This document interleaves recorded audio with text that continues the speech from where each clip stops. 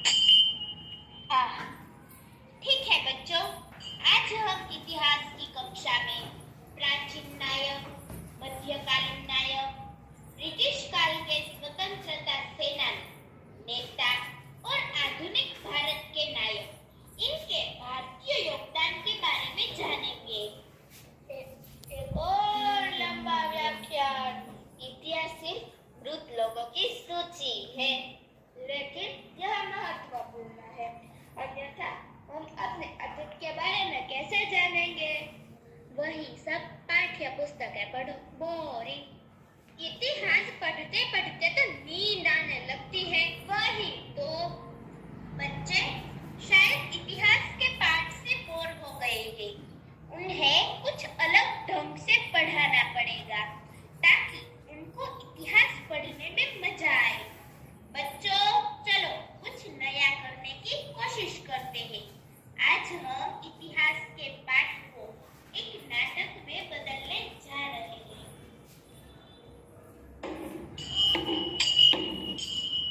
दृश्य 2, कक्षा को मंच में बदलना। यस, अब हम नाटक करेंगे, इतिहास पर नाटक करेंगे। नाटक का इतिहास, इतिहास का नाटक। तो रोहन, तुम प्राचीन और मध्यकालीन नायक, राजपूत योद्धा, मुगल सम्राट अकबर का प्रतिरोध करने वाले महाराणा प्रताप बनोगे। मैं महाराणा प्रताप। प्रिया, तुम गोंडवाना की एक योद्धा रानी जिसने मुगलों का जमकर विरोध किया, रानी दुर्गावती बनोगी। मैं रानी दुर्गावती। अमन, तुम ब्रिटिश काल के स्वतंत्रता सेनानी, क्रांतिकारी भगत सिंह बनोगे। मैं भगत सिंह। महेश, तुम भारतीय संविधान के निर्माता और दलित अधिकारियों के लिए आवाज उठाने वाले समाज सुधारक डॉक्टर बी.आर. आंबेडकर बनोगे। मैं डॉक्टर बाबा साहेब आंबेडकर। राघव, तुम आधुनिक भारत के नायक, भारत के मिसाइल मैन, जिन्होंने भारत के परमाणु और अंतरिक्ष कार्यक्रमों में महत्वपूर्ण भूमिका निभाई, वो डॉक्टर ए.पी.जे. अब्दुल कलाम बनोगे। Yes, I am missile man. Neha, तुम कथावाचक, नट्टी सूत्रधार बनोगी। लेकिन टीचर, मुझे अभिनय पसंद नहीं। नेहा, कथावाचक कहानी को बांधे रखता है, उसे सूत्रधार भी कहते हैं। मतलब कहानी के सारे सूत्र मेरे हाथ में रहेंगे? ऑफ कोर्स, शिक्षा में रंगमंच कला अभिव्यक्ति का सशक्त माध्यम है। समग्र शिक्षा में महत्वपूर्ण भूमिका निभाना यह रंगमंच कला की खासियत है। रंगमंच अभिनय मात्र नहीं, यह कथावाचक, अभिव्यक्ति और सहयोग को एकीकृत करता है, जिससे सीखना अधिक रोचक और प्रभावी हो जाता है। तो आओ मेरे साथियों, इस रंगमंच पर खुद को अभिव्यक्त करें।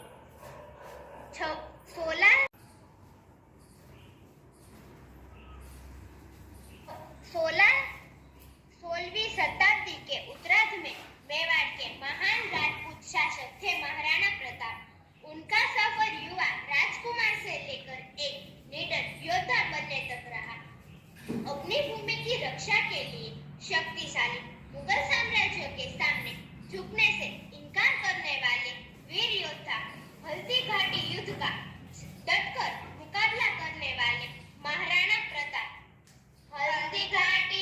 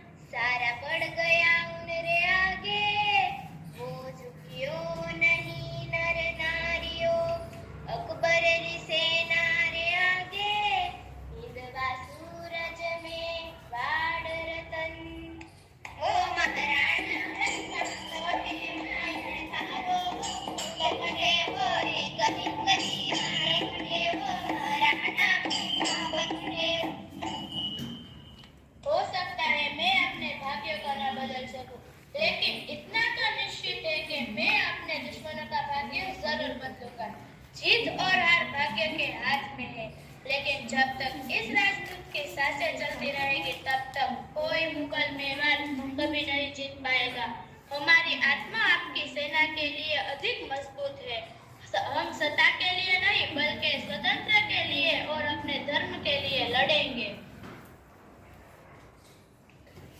भारत भूमि की रक्षा के लिए अपने बलिदान का साथ चढ़ाने वाले वीर पुत्रों की तरह भारत की कई वीरांगनाएं याद की जाती है, जिनमें बड़े गर्व से एक नाम लिया जाता है। रानी दुर्गावती का 5 अक्टूबर 1524 दुर्गाष्टमी के दिन जन्मी रानी दुर्गावती जबलपुर के निकट स्थित महोबा के प्रसिद्ध चंदेल वंश की वंशज और गढ़ामंगल के गोंड साम्राज्य की रानी थी। रानी दोनों हाथों में तलवार लेकर बड़े साहस और कुशल नेतृत्व से मुगल साम्राज्य की ताकत का सामना करती थी। देशवासियों, मैं सबको सावधान करना चाहती हूँ। इसके बाद कोई भी पुरुष किसी स्त्री को दुर्लभ नहीं समझेगा। अब समय आ गया है, स्त्री को अपनी शक्ति का परिचय देना होगा, उसे रणचंडी का रूप धारण करना होगा। हम भी अपने राज्य की रक्षा कर सकते हैं, यह दुनिया को बताना होगा। मैं राज्य की सारी महिला को आह्वान करती हूँ कि आओ हम सब मिलकर दृष्टि मुगलों का सामना करें। याद रहे, अब हम सर झुकाकर नहीं, सर उठाकर चलेंगे। जय भारत, जय गोंडवाना। मेरा रंग दे बसंती चोला। भगत सिंह एक क्रांतिकारी स्वतंत्रता सेनानी। उनका जन्म 28 सितंबर 1907 बंगा पंजाब में हुआ था।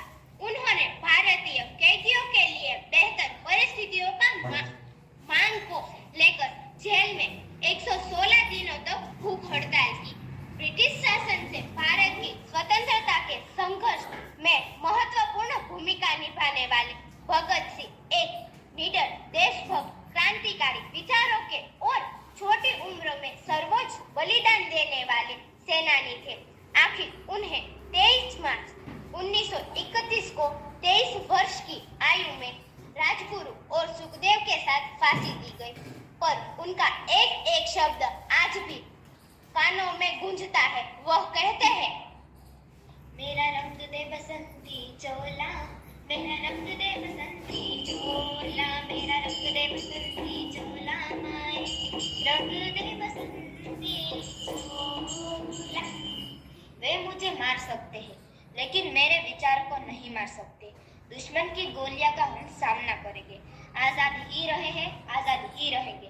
इनकलाब जिंदाबाद, इनकलाब जिंदाबाद, इनकलाब जिंदाबाद। दलीलों का उद्धार करने वाला महासूर्य, कायदा पंडित, मानवता के पुजारी, समता के पुरस्कर्ता, भारतीय संविधान के शिल्पकार डॉक्टर बाबा साहेब आंबेडकर। बाबा साहेब का जन्म 14 अप्रैल 1891 में हुआ था। भारत को एक संप्रभु लोकतांत्रिक गणराज्य में बदलने वाले डॉक्टर बाबा साहेब आंबेडकर भारत की राज्य घटना के रूप में सदा हमारे साथ रहेंगे। न्याय, स्वतंत्रता, समता, बंधुता को अंगीकृत अधिनियमित आत्मार्पित करते हैं। इस मंत्रणा की नींव रखते हुए यह घटना सर्वसमावेशक है, यह मैं विश्वासपूर्वक कह सकता हूँ। 26 जनवरी 1950 को भारत लोकसत्ता देश होने जा रहा है। इसका मतलब यह हुआ कि जो भी सरकार बनेगी वह government by the people, of the people and for the people रहेगी। भारतीय राज्य घटना यही सबको एक सूत्र में बांधने का महत्वपूर्ण कार्य करेगी। इस विश्वास के साथ मैं देश की यह अनमोल अमानत अपने देशवासियों के हवाले कर रहा हूँ। जय हिंद। तो दोस्तों, अब